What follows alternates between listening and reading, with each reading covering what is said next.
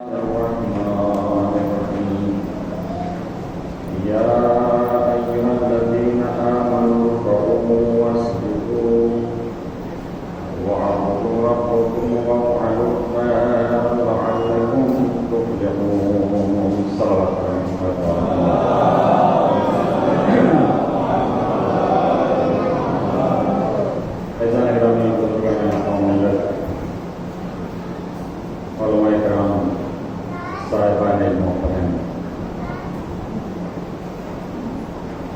علم اور تربیت کے عنوان سے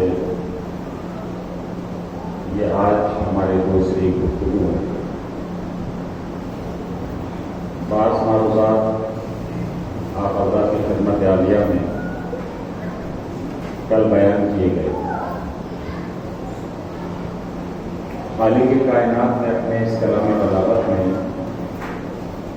ارشاد فرمایا یا ایھا الذین آمنوا ارکعوا، اے صاحبان ایمان تم رکوع کرو. انسان جب رکوع کی حالت میں جاتا ہے اور اپنے پروردگار عالم کی بارگاہ میں رکوع انجام دیتا ہے، خضوع اور خشوع کے ساتھ جب انسان کہتا ہے سبحان ربی العظیم و بحمدہ، اللہ کی پاکیزگی اس کے عظیم ہونے کا اقرار کرتا ہے. اس کی پاکیزگی اور اس کے عظیم ہونے کا اقرار وہی کرے گا کہ جو صاحب ایمان ہوگا. جس کے پاس ایمان کی دولت نہیں ہے اور وہ ایمان کی دولت سے خالی ہے، عاری ہے، وہ انسان نہ سجدے کو سمجھ سکتا ہے، نہ رکوع کو سمجھ سکتا ہے، نہ ذکر رکوع کو سمجھ سکتا ہے، نہ قیام کی حالت کو سمجھ سکتا ہے.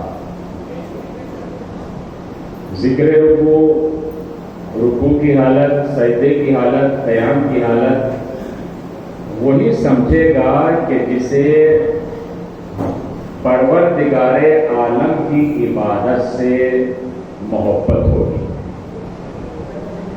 اور انسان اللہ کی بارگاہ میں اپنی پیشانی کو جھکانے کے بعد جب کہتا ہے کہ سبحان ربی الاعلی و بحمدہ، اے پروردگار تیری ذات پاک ہے، تو اعلیٰ ہے، تو اعلیٰ مرتبت ہے.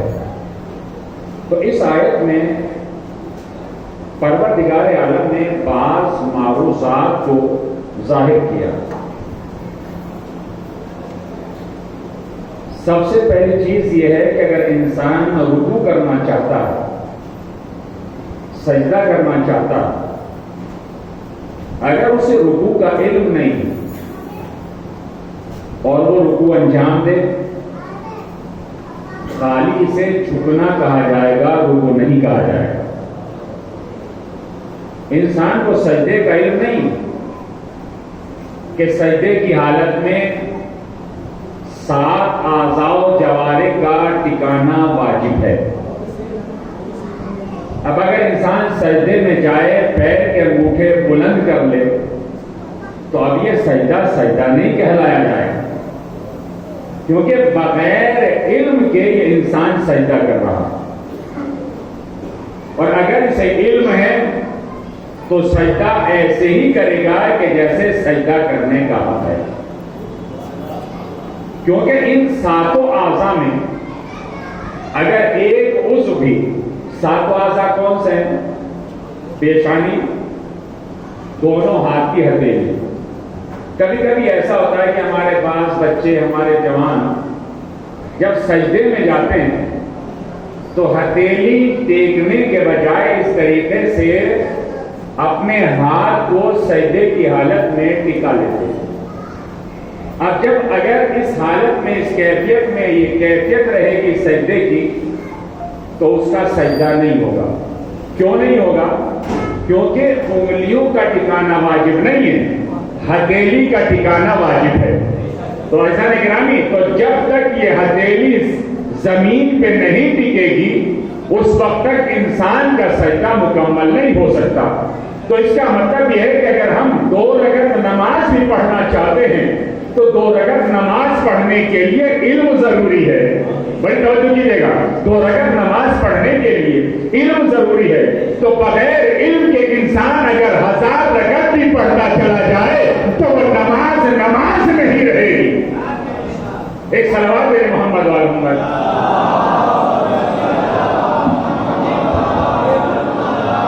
اور اس سے بہتر صلوات پر محمد وال محمد.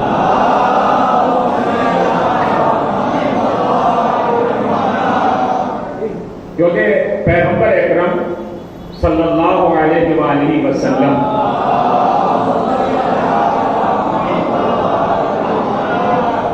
حضرت نے فرمایا کہ اذا ارسل اللہ عبدا حضر علیہ العلم. نبی فرماتے ہیں کہ جب اللہ کسی بندے کو ذلیل کرنا چاہتا ہے, بڑی توجہ, جب اللہ کسی بندے کو ذلیل کرنا چاہتا ہے تو حضر علیہ العلم, تو اس کے لیے علم کے دروازے بند کر دیتا ہے. دیکھیے بڑی توجہ, اللہ اس کے لیے علم کے دروازے بند کر دیتا ہے. تو معلوم ہوا کہ علم انسان کے کردار کو بلند کرتا ہے. علم ہے کہ جو انسان کے اخلاق کو بلند کرتا ہے. یہ علم ہے کہ جو انسان کی صحیح طریقے سے عبادت کو انجام دیتا ہے. تو رسول نے کیا فرمایا کہ جب اللہ کسی کو بندے کو ذلیل کرنا چاہتا ہے تو اس کے لیے علم کے دروازے بند ہو جاتے ہیں. اب انسان یہ نہ کہے کہ میرا پڑھنے میں دل نہیں لگتا ہے, میرا کتاب پڑھنے میں دل نہیں لگتا ہے, میرا نماز پڑھنے میں دل نہیں لگتا ہے. انسان اپنے نفس کا تزکیہ کرے کہ آخر میں نے کیا کیا ہے کہ جس کی وجہ سے میرا دل نہیں لگ رہا ہے. تو سوچ لے گا کہیں ایسا تو نہیں ہے کہ پروردگار عالم نے میرے لیے علم کا راستہ بند کر دیا ہو, تو میرے گناہوں کی وجہ سے میرے لیے علم کا دروازہ بند کر دیا گیا ہو. جب انسان توجہ کرے گا, انسان غور و فکر کرے گا, انسان اس کے بارے میں سوچے گا, تو اسے پتا چلے گا کہ حقیقت علم کیا ہے. ماشاءاللہ ٹیچر حضرات موجود, آج جو ہے ٹیچر جی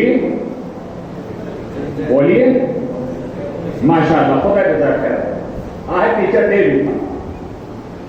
مولا امیر المومنین علی بن ابی طالب علیہ السلام, خاص کر یہ جملہ میرا ان جوانوں کے لیے ہے کہ جو تعلیم حاصل کر رہے ہیں, جو پڑھنے کے لیے آتے ہیں. امام نے فرمایا برکت العلم فی تعظیم الاستاد. یہ میرا جملہ نہیں ہے, اس مولا کا جملہ ہے کہ جسے ہم سب سے زیادہ اولا مانتے ہیں. توجہ کیجیے گا بھائی, امام تو 12 ہے نا, لیکن 12 اماموں میں ہم سب سے زیادہ یا مولا کائنات کے بارے میں یا امام حسین علیہ السلام کے بارے میں, باقی 10 کے بارے میں ولادت آ گئی تو محفل اور شہادت آ گئی تو مجلس, باقی پورے کے پورے سال جو ہے ان کا تذکرہ نہیں ہو پاتا ہے, بہت ہی کمی کے ساتھ ہوتا ہے. تو مولا کائنات نے فرمایا کہ برکت العلم فی تعظیم الاستاد. اگر اسٹوڈنٹ, اگر طالب علم کامیاب ہونا چاہتا ہے تو امام نے فرمایا کہ علم کی برکت استاد کی تعظیم میں ہے. جب تک تم اپنے پڑھانے والے کی تعظیم نہیں کرو گے تم اپنے مقصد میں کامیاب نہیں ہو سکتے ہو. اب چاہے تم موٹی موٹی کتابیں اپنے کاندھوں پر لے جاؤ, لیکن کامیابی کی منزل پر گامزن نہیں ہو سکتے ہو, اس لیے کہ تم نے اور اس گدھے میں کوئی فرق نہیں رہے گا کہ جس کی پشت پر کتابیں لاگ دی جائے اور اسے ہٹا دیا جائے کہ وہ حیوان ہے, وہ جا رہا ہے, کتابیں لگی ہوئی ہے, اسے معلوم نہیں ہے کتابیں کس بات کی ہے, کتابیں کس چیز کی ہے, یہ علم کس چیز کا ہے. تو عزیزان گرامی, جب تک استاد کا احترام نہیں ہوگا نہ دنیا کامیاب ہے نہ آخرت کامیاب. ایک سلام کے محمد و آل محمد.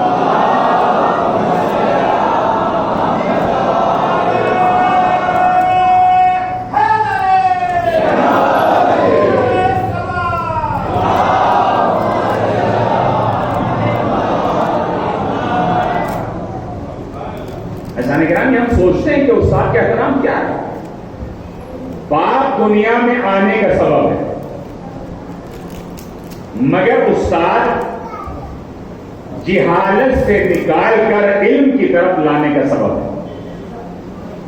استاد اندھیرے سے اجالے میں لانے کا سبب ہے۔ قرآن کریم نے کیا کہا؟ هو الذی بعث، آپ سورہ جمعہ میں پڑھتے ہیں، هو الذی بعث فی الامیین رسولا منہم یتلو علیہم آیاتہ ویزکیہم ویعلمہم الکتاب والحکمہ وإن كانوا من قبل لفی ضلال مبین۔ اللہ نے نبی کو جو بھیجا، اللہ نے جو نبی کو مبعوث کیا، کس چیز کے لیے؟ حکمت کی تعلیم، تزکیہ نفس۔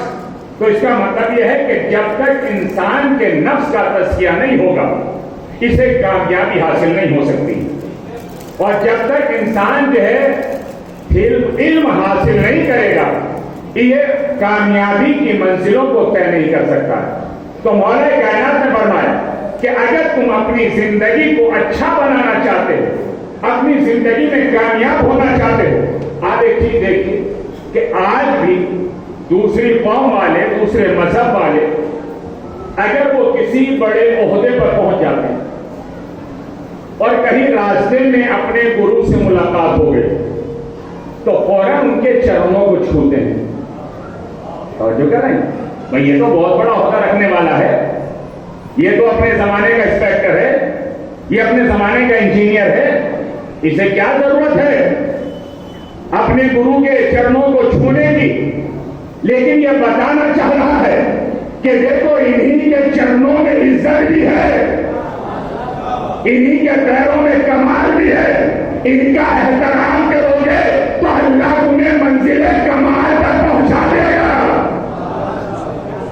تو جب ایک عام انسان کے پڑھانے والے عام انسان کے احترام میں اتنا بڑا کمال ہے کہ وہ منزل کمال تک پہنچ سکتا ہے، تو جسے اللہ نے کائنات کا مولوی بنا کے بھیجا، کائنات کا ٹیچر بنا کے بھیجا، اس کا احترام کرو گے تو تمہیں کون سی منزلت حاصل ہو جائے گی؟ ایک سلام ہے محمد و آل محمد۔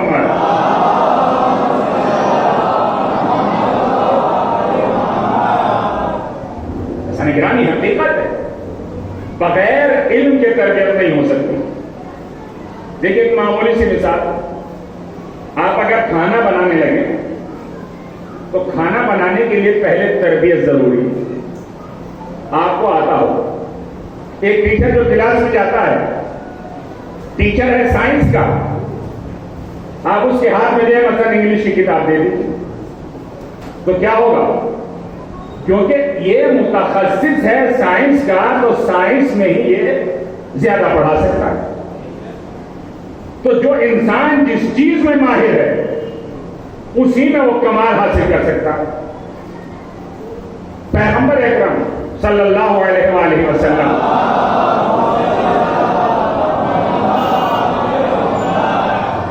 اگر زحمت نہ ہو تو تھوڑا سا آپ حضرات آگے تشریف لے آئیے۔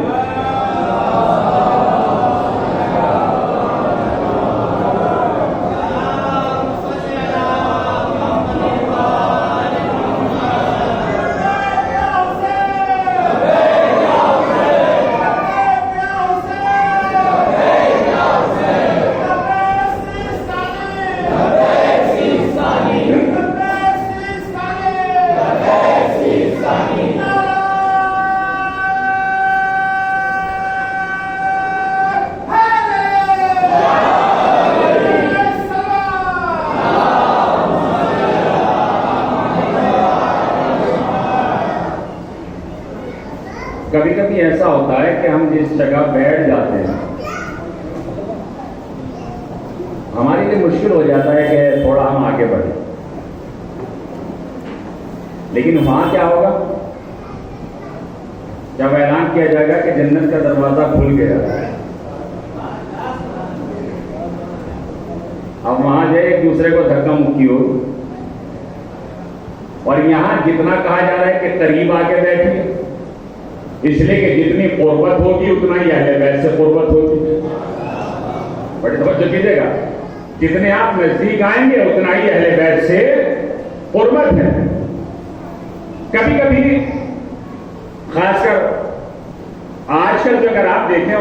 کریں جو آج کے دور میں ہماری ایک چیز رائج ہو گئی. وہ رائے کی ہے کہ اگر ہم نے انجمن بلائی ہے تو ہم کو ماتم کرنا ہے, مجلس سے ہمارا کوئی مطلب نہیں. یہ بڑی توجہ کیجیے گا اس چیز کی طرف. یہ تو چلتا ہے ایک بڑے سلوات پڑھنا محمد ورحمۃ.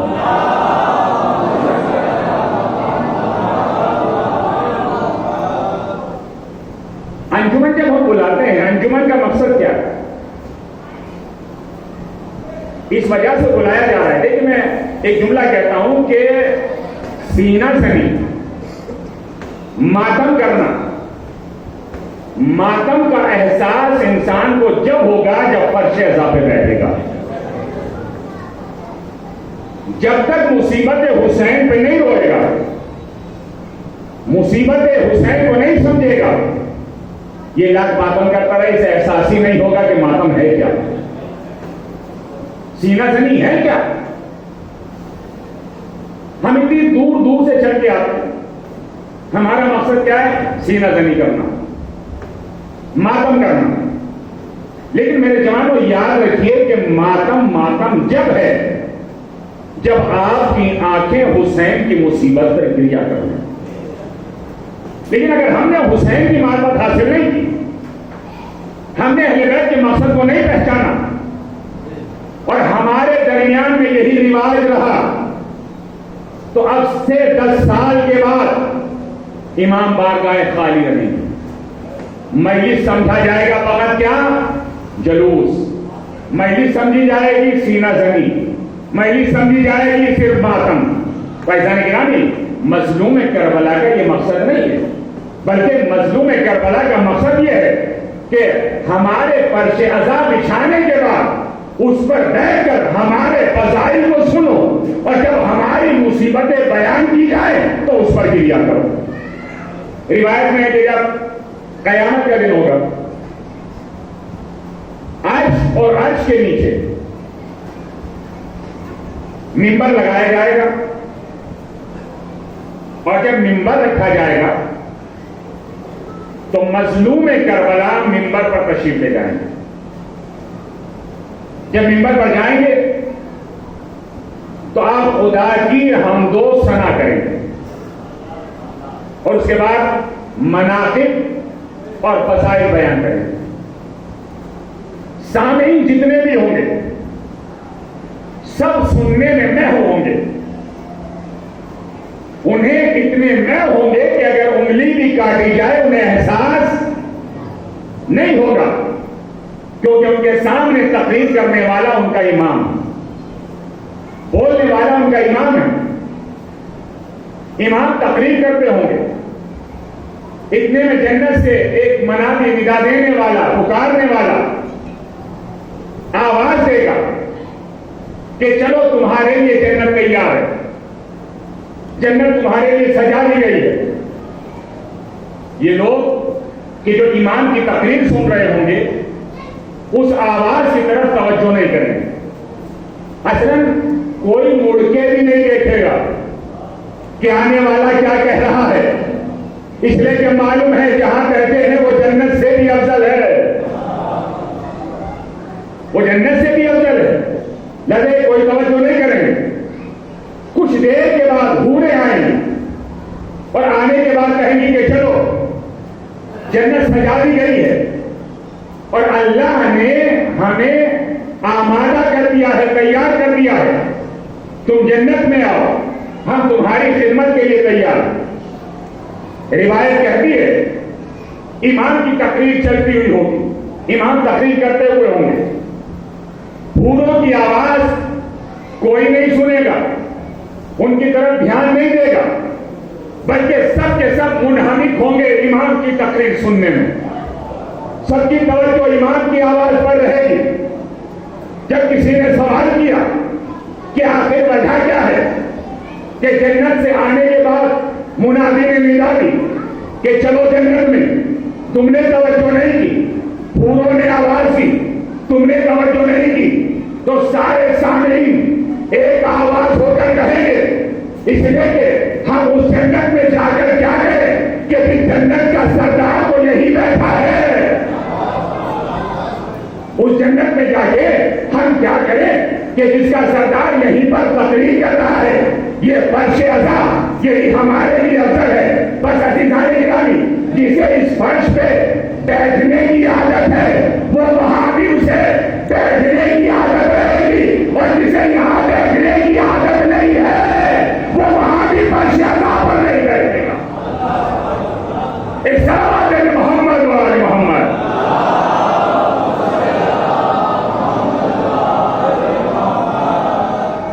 لیکن ایسا نہیں گرامی، انسان کے لیے علم اور تربیت ضروری ہے. پیغمبر اکرم صلی اللہ علیہ وآلہ وسلم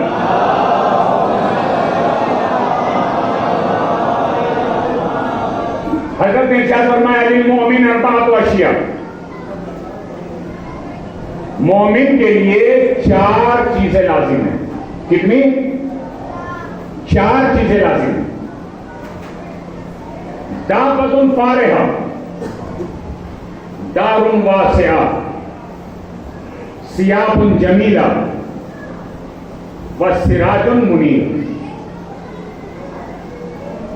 مومن کے لیے 4 چیزیں ضروری: تیز سواری، بڑا گھر، بہترین لباس، اور اس کے پاس بہترین چراغ. صحابہ نے کہا یا رسول اللہ لیس لنا، صحابہ کہتے ہیں یا رسول اللہ یہ چیزیں تو ہمارے پاس نہیں ہیں، ہمارے پاس بہترین سواری نہیں، ہمارے پاس بڑے گھر نہیں، ہمارے پاس بہترین لباس نہیں، ہمارے پاس بہترین چراغ نہیں ہے. یا رسول اللہ کیا ہم مومن نہیں ہیں؟ بڑی توجہ دیجیے گا. یا رسول اللہ کیا ہم مومن نہیں ہیں؟ نبی فرماتے اما دابۃ فارحہ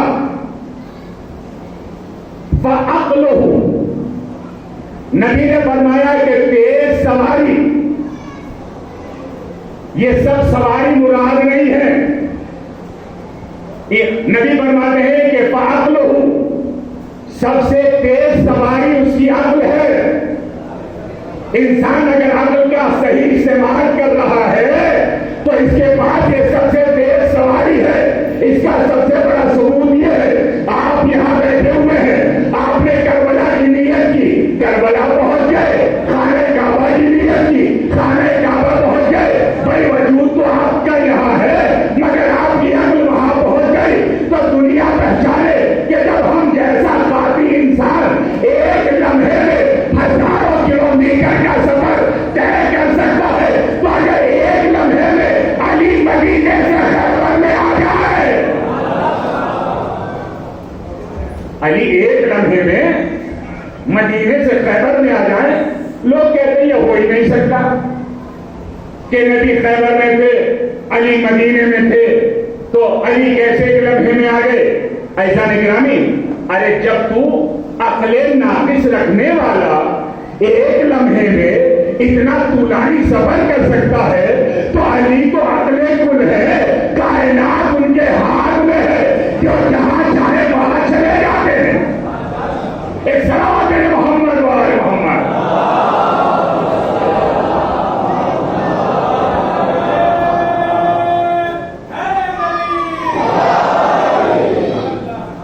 تو انسان کی تیز سواری ہے. انسان سوچے بھائی میرے پاس تو 4 پہیا گاڑی ہے ہی نہیں، یا میرے پاس تو بائک نہیں ہے، لگا میں مومن نہیں ہوں. نبی نے فرمایا عقل، سب سے تیز سواری اس کی عقل ہے. احکام شریعت عاقل پہ واجب ہے یا بے وقوف پہ بھی واجب ہے؟ جی بولیے، تھوڑا سا بولیے. ماشاءاللہ، خدا جزائے خیر. جن حضرات نے جواب دیا اللہ ان کو زیادت نصیب فرمائے، اور جنہوں نے نہیں جواب دیا وہ بھی ناراض نہ ہو، اللہ ان کو بھی زیادت نصیب فرمائے. تو سب سے تیز سواری ہے کیا؟ انسان کی عقل. اسی عقل کے ذریعے انسان ستاروں پہ کمر ڈال رہا ہے، اسی عقل کے ذریعے دریاؤں میں راستہ بنا رہا ہے. تو اس کا مطلب ہے کہ سب سے تیز سواری انسان کی عقل ہے. اور اس کے بعد فرمایا وَأَمَّا دَارٌ وَاسِعَةٌ فصبر. نبی فرماتے ہیں بڑا گھر، جس کے پاس بڑا گھر نہیں تو کیا وہ مومن نہیں؟ بھائی جس کے پاس بڑے گھر ہیں وہ تو خوش ہو جائیں گے. کیا نبی کے قول کے مطابق ہم مومن ہیں، اور جن کے پاس چھوٹے گھر ہیں وہ افسوس کریں. لیکن نبی نے فرمایا وَأَمَّا دَارٌ وَاسِعَةٌ فَصَبْرٌ. کہ یاد رکھو دنیا کا بڑا گھر ہونا کمال نہیں ہے، بلکہ انسان جتنا مصیبتوں سے صبر کرتا چلا جائے اتنا ہی جنت میں بڑا گھر ہوتا چلا جائے گا. انسان جتنا مصیبتوں پہ صبر کرے گا، پریشانیوں پہ صبر کرے گا، تو جنت میں اس کا مکان اتنا ہی وسیع ہوگا، اتنا ہی بڑا ہوگا. تو نبی نے فرمایا وَأَمَّا دَارٌ وَاسِعَةٌ فَصَبْرٌ. بڑا گھر ہے اس کا صبر، اس کا صبر کرنا مصیبتوں پر. پھر فرمایا وَأَمَّا ثِيَابٌ جَمِيلَةٌ. اس کے پاس بہترین لباس ہونا چاہیے. تو جو انسان 500 روپے میٹر کا، 1000 روپے میٹر کا اگر لباس پہن رہا ہے تو بس وہی مومن ہے. تو جو بیچارہ 50 روپے میٹر کا پہن رہا ہے، جو 40 روپے میٹر کا پہن رہا ہے، تو کیا وہ مومن نہیں ہے؟ لیکن نبی نے فرمایا وَأَمَّا ثِيَابٌ جَمِيلَةٌ فَحَيَاؤُهُ. بہترین لباس ہے اس کی حیا و شرم. بہترین لباس ہے اس کی حیا و شرم. انسان چاہے کتنا ہی مہنگا لباس پہن لے، اگر اس کے پاس حیا و شرم نہیں ہے تو اس کی کوئی قیمت نہیں ہے. اگر انسان نے معمولی لباس پہنا ہے اور اس کے پاس حیا و شرم ہے تو یہ اس سے بہتر ہے کہ جس نے 5000 روپے میٹر کا لباس پہنا اور اس کے پاس حیا و شرم نہیں. ایسا نہیں کہ عجیب بات ہے، عجیب کلام ہے پیغمبر کا، کیونکہ حیا انسان کو باطین بناتی ہے اور بے حیائی انسان کو بے دین بناتی ہے. اگر انسان کے پاس حیا ہے تو یہ معاشرے میں عزت کے لائق ہے، اور اگر بے حیا ہے تو معاشرہ بھی اسے پھٹکار دیتا ہے. اس کے بعد نبی نے فرمایا وَأَمَّا سِرَاجُ الْمُنِيرُ فَعِلْمُهُ. یہ بہترین چراغ آپ 1000 واٹ کا بلب لگا دیجیے، وہ بھی روشنی دے رہا ہے. 100 واٹ کا آپ لگا لیجیے، وہ بھی روشنی دے رہا ہے. لیکن دونوں میں فرق ہے. ایک کی روشنی تیز ہے، ایک کی روشنی دھیمی ہے. لیکن نبی فرماتے ہیں کہ یہاں سراج منیر سے مراد یہ نہیں کہ آپ ایک دوسرے کی ضد میں، اس نے 100 واٹ کا لگایا ہے تو میں 200 واٹ کا لگاؤں گا، اس نے 500 واٹ کا لگایا ہے میں 1000 واٹ کا لگاؤں گا. کیا یہ مراد نہیں ہے؟ نبی فرماتے ہیں وَأَمَّا سِرَاجُ الْمُنِيرُ فَعِلْمُهُ. دیکھو بہترین چراغ اس کا علم ہے. جتنا علم بڑھتا چلا جائے گا اتنی روشنی بڑھتی چلی جائے گی. ایک سلام دے محمد و آل محمد.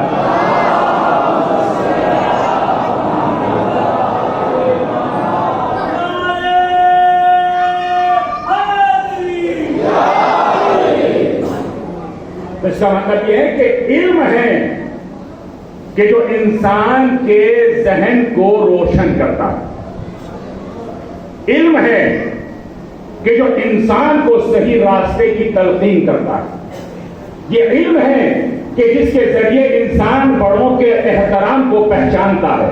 یہ علم کے ذریعے ہے کہ جس کے ذریعے انسان بلندیوں کو چھو سکتا ہے. یہ علم ہے کہ جس کے ذریعے انسان بڑی بڑی کامیابیاں حاصل کر سکتا ہے. یہ علم ہے کہ جس کے ذریعے انسان اپنے کردار کو کردار بنا سکتا ہے. یہ علم ہے کہ جس کے ذریعے انسان اپنے کو حور بھی بنا سکتا ہے، اپنے کو سلمان بھی بنا سکتا ہے، اپنے کو بھوسر بھی بنا سکتا ہے. ایک سلام میرے محمد و آل محمد.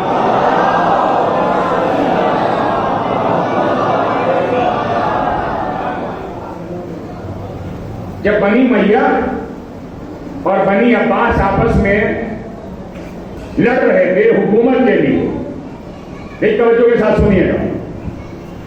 حکومت کے لیڈر رہے تو چھٹے امام جعفر صادق علیہ السلام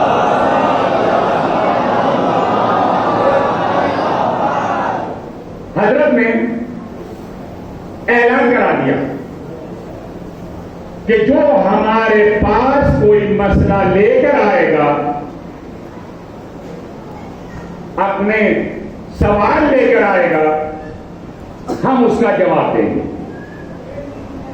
لوگ آنے لگے، امام سے سوال پوچھتے تھے، جواب لے کر چلے جاتے تھے، کیونکہ ائمہ سے زیادہ بہتر کون جانتا ہے؟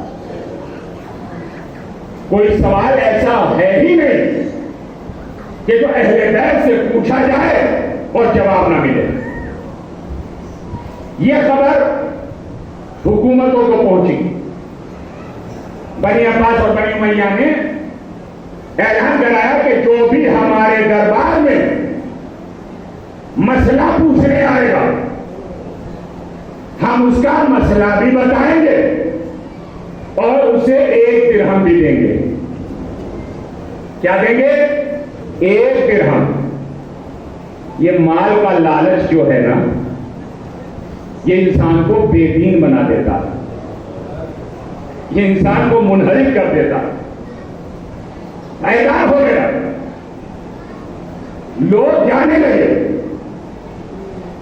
جو دنیاوی لالچ رکھتے تھے وہ اپنا مسئلہ پوچھتے تھے کہ ہم لے لیتے. ہر شام میں آنے کے بعد امام سے کہا کہ مولا، مہا حکومت نے اعلان کر دیا کہ جو دربار میں آ کے کوئی مسئلہ پوچھے گا اس کے مسئلے کا بھی جواب دیا جائے گا اور اسے 1 درہم بھی دیا جائے گا. کہ مولا یہ دنیا کے لالچ والے ہیں، یہ لالچی بہت ہیں. امام نے فرمایا گھبراؤ نہیں، حشام جاؤ اسی جگہ پر جا کے اعلان کر دو کہ جو امام صادق سے مسئلہ پوچھنے آئے گا، ہم اس کے مسئلے کا جواب بھی دیں گے اور پوچھنے والے سے 1 درہم بھی لیں گے. دیکھیں بڑی توجہ، جواب دیں گے لیکن جو سوال پوچھنے آ رہا ہے اس سے ہم 1 درہم بھی لیں گے.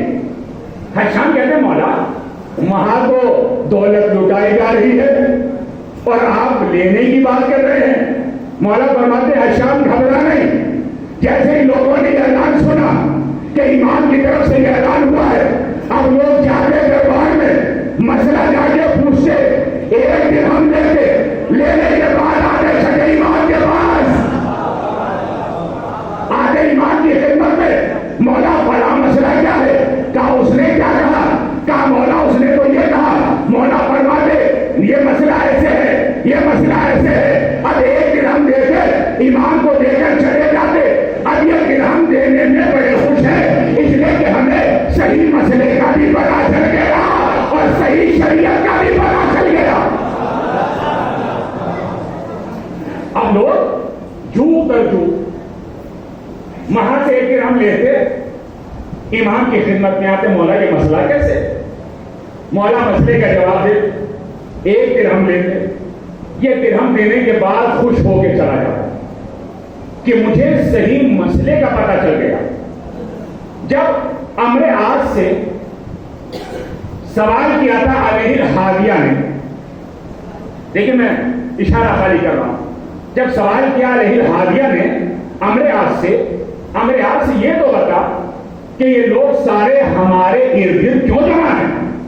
تو امر آج نے کہا تھا کہ ان کے پاس عقل نہیں ہے، اس وجہ سے یہ تیرے پاس تیرے ارد گرد جمع ہیں.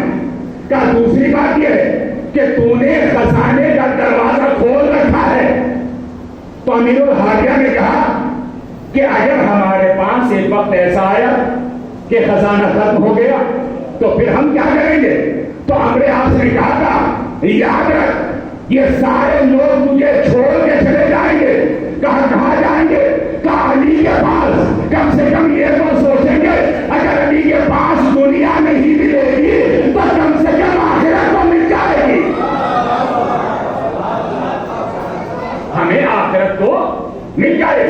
دولت ملے نہ ملے مگر ہمیں دین بھی ملے گا اور آخرت بھی ملے گی. تو ایسا نہیں گرامی امام جعفر صادق علیہ الصلوۃ والسلام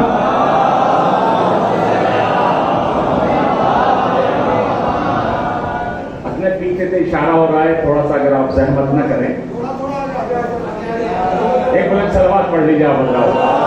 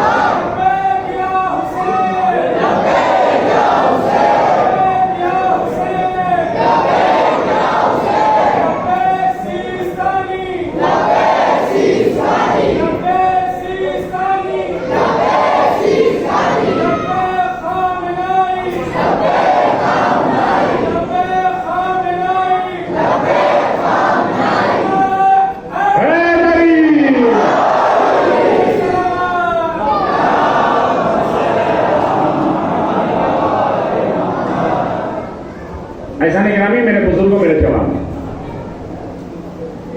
امام کے پاس آتے مسئلہ پوچھتے ایک درہم دیتے اور خوش ہو کر چلے جاتے.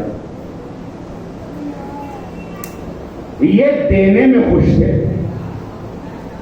بڑی توجہ کیجیے گا, یہ درہم دینے میں خوش تھے. اسی وجہ سے کہا گیا ہے کہ اپنے بچوں کو دینے کی عادت ڈالو,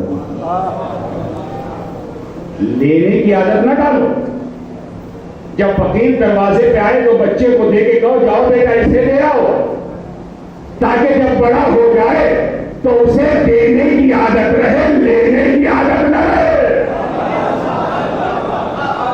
اس لیے کہ اس کا ہاتھ فقیری کا ہاتھ نہ ہو, اس کا ہاتھ سخاوت کا ہاتھ ہو. اقرار محمد و آل محمد.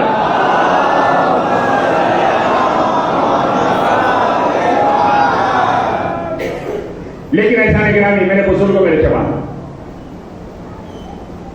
قرآن کریم نے ایک چیز کی طرف اشارہ کیا کہ یا ایھا الذین آمنوا قوا انفسکم واہلیکم نارا. اے صاحبان ایمان تم اپنے نفسوں کو بچاؤ. اچھا قرآن یہی نہیں رکا, اس نے کہا کہ اپنے نفسوں کے ساتھ اپنے اہل کی بھی حفاظت کرو. وَأَهْلِيكُمْ نَارًا وَقُودُهَا النَّاسُ وَالْحِجَارَةُ, کیونکہ جہنم کا ایندھن پتھر ہوں گے اور لوگ ہوں گے. تو قرآن کیا کہہ رہا ہے, اپنے کو بھی بچاؤ, اپنے بچوں کی بھی حفاظت کرو, اپنے اہل و عیال کی بھی حفاظت کرو. تو ہم حفاظت کیسے کریں گے؟ تو پہلے ہمیں اپنی تربیت کی ضرورت ہے. جب ہماری تربیت ہو جائے تو بچوں کی تربیت لازمی ہے. اسی وجہ سے اگر بچہ بگڑ گیا تو سوال باپ سے کیا جائے گا, سوال ماں سے کیا جائے گا. بڑی توجہ, سوال ماں سے کیا جائے گا کہ تم نے اولاد کا خیال کیوں نہیں رکھا. تو میرے عزیزوں میرے بزرگوں یاد رکھیے گا, اگر اس عمر میں بچے کی صحیح تربیت کر لی تو یہ بچہ تمہارا آخر تک احترام کرے گا. لیکن اگر تربیت صحیح نہیں کی گئی تو یہ آخر میں تمہارا احترام نہیں کر پائے گا. اور یہی ہے مثال بھی آتی ہے کہ ایک ہاتھ سے کر لو اور ایک ہاتھ بھر لیجیے. جو انسان جیسا کرے گا ویسا بھرے گا. اور جو آج کے حالات چل رہے ہیں, ہم نے اپنے اماموں کو تو چھوڑ دیا, ہم اپنے اماموں کو آئیڈیل بنائے, اس چیز کو تو ہم نے ترک کر دیا. اب تو آئیڈیل کے وہ بن رہے ہیں کہ جن کے بال ادھر سے بھی کٹے ہوئے ہیں ادھر سے بھی کٹے ہوئے, نئے نئے ڈیزائن, داڑھی بھی عجیب قسم کی ہے. اور دیکھیے حدیث بتا رہا ہوں میں آپ کو, حدیث میں کیا ہے, کہ جو انسان اپنے کو کسی قوم سے مشابہ کرے تو ملائکہ اس پر لعنت کرتے ہیں۔ اب ہم نے وہ یہودیوں والی داڑھی رکھ لی، وہ یہودیوں والے بال رکھ لیے، ہم خوش ہیں کہ ہم بڑا فیشن کر رہے ہیں۔ نہیں عزیزان گرامی، آپ کے لیے آئیڈیل ائمہ معصومین علیہ السلام ہیں، ان کے کردار پہ چلیے، اس لیے کہ ان کے بتائے ہوئے راستے پہ آپ چلیں گے تو دنیا بھی کامیاب ہے، آخرت بھی کامیاب ہے۔ اس لیے کہ ہمیں تو فخر ہونا چاہیے کہ ہمارا آئیڈیل معصوم ہے، جس سے کوئی خطا نہیں ہوئی۔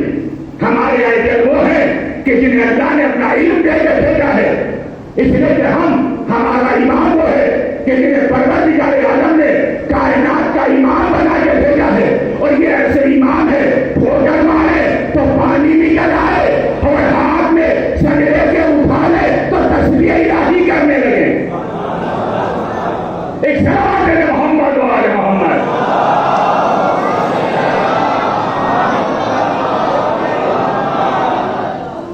جب ایسے دروازے سے علم ملے گا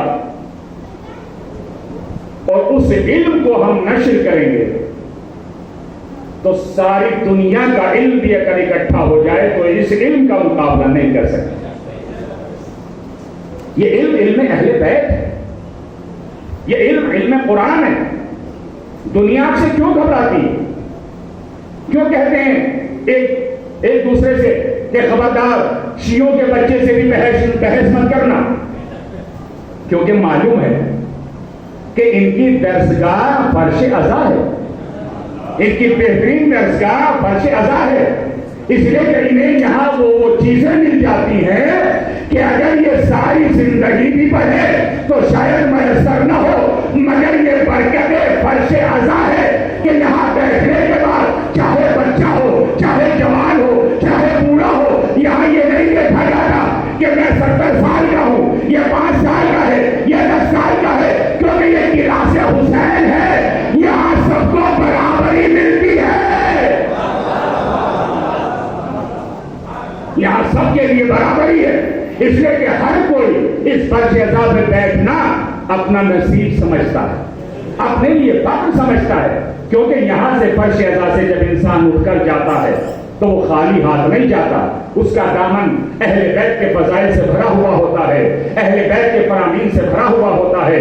عزیزان گرامی، اسی کے ساتھ ساتھ ایک کاش ہم ان چیزوں پہ عمل کر لیں کہ جو چیز ہم سن رہے ہیں، ائمہ کی باتیں جو سن رہے ہیں، وہ خالی سننے تک محدود نہ رہے، بلکہ ہم اس پر عمل کرتے نظر آئیں، اور جب ہمارا عمل ہوگا تو یہی عمل ہمیں جنت کی طرف لے جائے گا، یہی عمل ہمیں ایمان کی طرف لے جائے گا، یہی عمل ہمیں پورے صراط سے گزار دے گا، یہی عمل ہمیں کامیابی کی منزلوں پر لے جائے گا۔ تو عزیزان گرامی، اگر انسان چاہتا ہے کہ اپنے کو اس دنیا میں کامیاب کرے تو وہ اہل بیت سے منسلک ہو جائے، اہل بیت سے منسلک ہو جائے گا، دنیا بھی کامیاب ہے، آخرت بھی کامیاب۔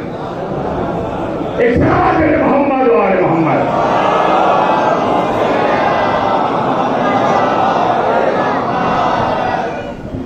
عزیزان گرامی، میرے بزرگوں، میرے جوان، جہاں کہیں بھی مجلس حسین ہوتی،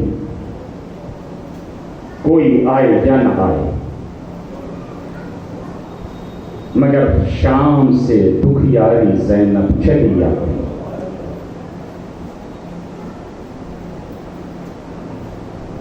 کوئی آئے یا نہ آئے، مگر جنت البقیع سے شکستہ پہلو چلی آتی ہے۔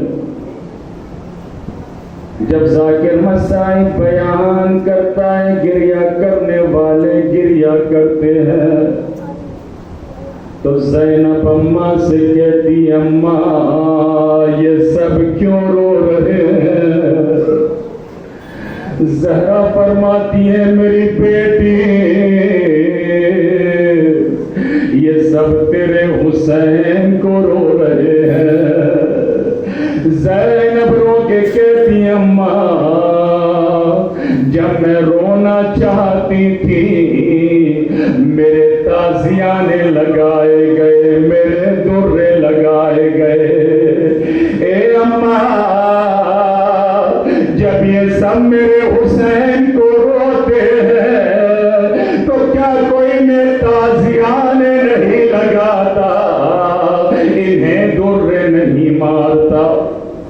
جزاکم اللہ خیر جزا صاحب کی آواز سے بلند ہوئی.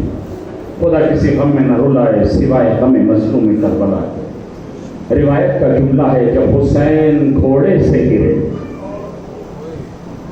جب زمین پہ حسین آئے ہیں تو حسین نے گر کر مدینے کا رخ کیا، اپنے گریبان کو چاک کیا. حسین نے تڑپ کے آواز دیے مدینے کی ہوا، حسین کے سینے کو ٹھنڈا کر دے، اس لیے کہ حسین کے سینے میں بڑا درد ہے، حسین کے سینے میں اکبر کا درد ہے، حسین کے سینے میں علی اصغر کا درد ہے، حسین کے سینے میں اپنے بھائی عباس کے کٹے شانوں کا درد ہے. یہ مدینے کی ہوا حسین کے سینے کو ٹھنڈا کر دے. عزیز و تاریخ کہتی ہے کہ جب فضا میں آواز گونج چکی الا قتل الحسین بکربلا، الا ذبح الحسین بکربلا، عزیزان گرامی جب اسیر کر کے لے جایا جانے لگا، زینب کی نظر لاش حسین پہ پڑی. عزیزوں ایک روایت بیان کرتے ہیں کہ جب امام زین العابدین بازار مدینے سے گزر رہے ہیں تو آپ نے دیکھا کہ ایک شخص آواز دے رہا ہے ارحمونی انا رجل غریب،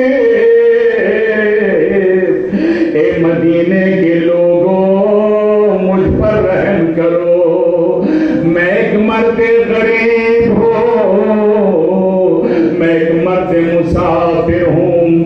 امام سجاد رک گئے، رکنے کے بعد امام نے اس مرد سے کہا ایک شخص اتنا بتا دے اگر تیری روح اسی حالت میں پرواز کر جائے اور تو اسی جگہ مر جائے تو کیا تیرا لاشا اسی طرح پڑا رہے گا؟ اولاد والوں تصور شرط ہے.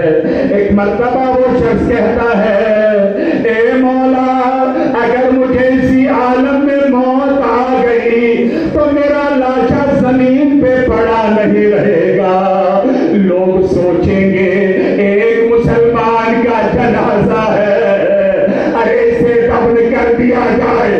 جیسے اس انسان نے یہ جملہ کہا بس امام سجاد نے سر و سینہ پیٹا، ہائے میرا بابا، ارے کربلا کے میدان میں 3 دن کا بھوکا پیاسا. جزاکم اللہ خیر الجزا. اٹھ کر پرسہ نہ دیجیے، آج رونے پہ پابندی نہیں ہے، کوئی تماشے نہیں لگائے گا، کوئی تازیانے نہیں لگائے گا.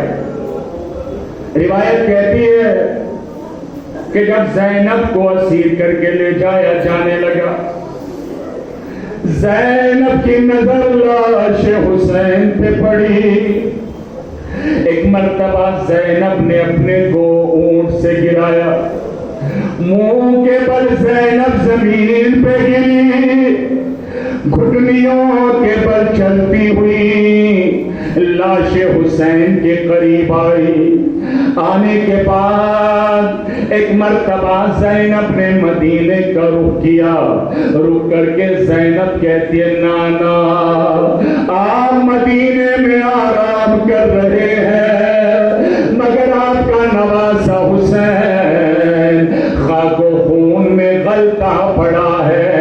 اے نانا آپ نے حسین کے گلے پہ بوسے دیے، اے نانا آپ نے حسین کے سینے کے بوسے لیے، اے نانا آپ نے حسین کے بازوؤں کے بوسے لیے، لیکن نانا آج زینب جہاں بوسا دے گی وہاں نہ آپ نے بوسا لیا، نہ میرے بابا علی نے، نہ میری اماں زہرا نے. یہ کہہ کے زینب نے اپنے دونوں ہونٹ حسین کی کٹی گردن پر رکھے.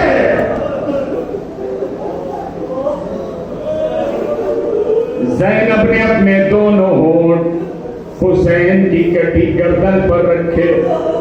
رکھنے کے بعد زینب رو کے کہتی ہے اے میرے ماں جائے ارے مجھے معاف کر دینا زینب نے بچپنے میں وعدہ کیا تھا کہ تیری لاش کو زینب کا بن دے گی لیکن میرے ماں جائے ارے میرے ہاتھ پسے گردن بنے ہیں ورنہ میں اپنے بالوں سے تیرے لاشیں پہ سایہ کر لیتی جزاکم اللہ خیر جزا بس 2-3 منٹ کے مسائل بہت ہیں روایت کہتی ہے کہ جب شمر نے حکم دیا سپاہیوں کو ایک جگہ ٹھہرایا سپاہیوں سے کہا کہ خیمے لگائے جائیں خیمے لگائے گئے شمر نے حکم دیا سپاہیوں سے کہ خیمے میں چلے جاؤ شمر نے کہا ایک خیمہ اور لگا دیا جائے جب خیمہ لگ گیا تو بیویوں سے کہا کہ خیمے میں چلی جاؤ دیکھیں حساسی جملہ کہہ رہا ہوں سپاہی خیمے میں چلے گئے بیویاں خیمے میں چلی گئی دھوپ میں کون بیٹھا رہ گیا دھوپ میں بیٹھا رہ گیا چوتھا امام دھوپ تیز تھی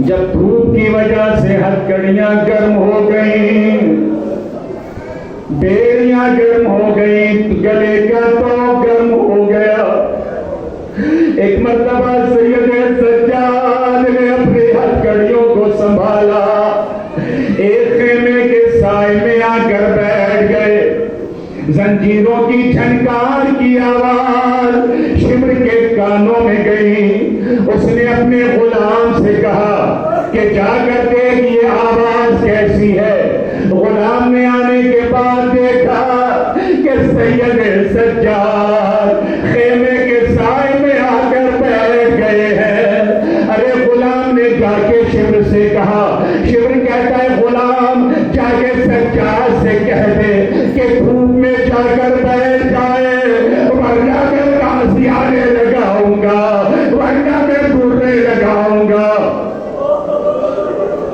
غلام آتا ہے آنے کے بعد سید سجاد سے کہا کہ آپ دھوپ میں بیٹھ جائیں شمر کہتا امام سجاد نے کہا غلام جا کے شمر سے کہہ دے جب میری ہتھکڑیاں ٹھنڈی ہو جائے گی جب میری بیڑیاں ٹھنڈی ہو جائے گی تو میں خود دھوپ میں چلا جاؤں گا جیسے یہ جملہ کہا ایک مرتبہ شمر تازیانہ لہراتا ہوا ارے خیمے سے باہر آیا آنے کے بعد کہتا سید سجاد یا تو دھوپ میں چلے جاؤ ورنہ میں تازیانے لگاؤں گا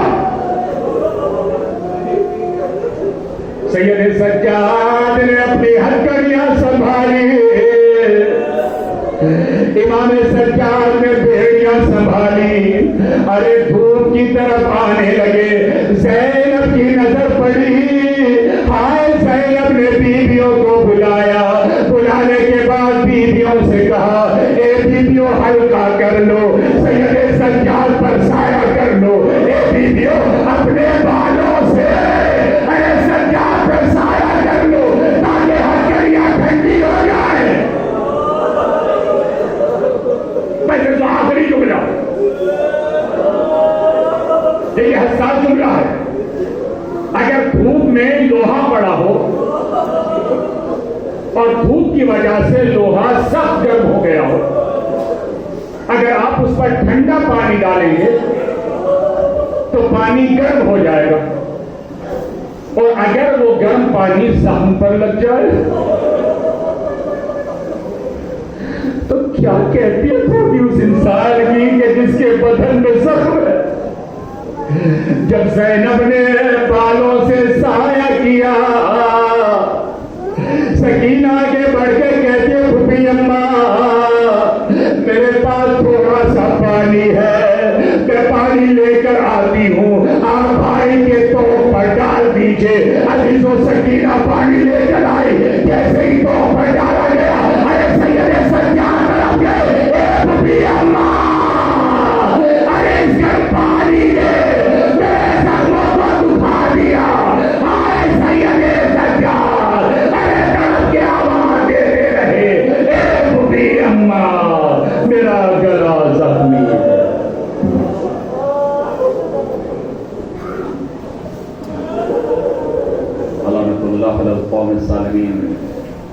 परवरदिगार तेरे वास्ता मोहम्मद वाल मोहम्मद का हमारे गुनाह हैं कबीरा गुनाह सगीरा को माफ़ फरमा, हमारी इस मजलिस को दर्जे कबूलियत इनायत फरमा, हमारी आँख से जहाँ सुबह हुसैन में गिरे इनके मजाक का जरिया करा दे। रब करीम जिन हजरात ने मजालिस में दामे दिरहमें सुखा ने हिस्सा लिया उनकी तौफीक़ात में इजाफा फरमा, उनके माल में, उनके रिस्क में, उनकी उम्र में खैर व बरकत इनायत फरमा। परवरदिगार हमारे इस कलील से अमल को कसीर अमल में शुमार फरमा। रब करीम हमारे नासुओं को रुमाले जनाब सैयदा में जगह इनायत फरमा। परवरदिगार जैसे वो दिन आ जाए कि जन्नतुल बकी में रोज़े तामीर हो जाए, हम सबको जन्नतुल बकी की ज़ियारत से मुशर्रफ फरमा, हमें इल्म व अमल की तौफीक इनायत फरमा, शर ज़ालिमीन मुनाफिकीन हासिदीन से हम सबको महफूज फरमा, इमाम ज़माना के दौर में ताजिल फरमा, हम सबको उनका अनुसार में शुमार कर।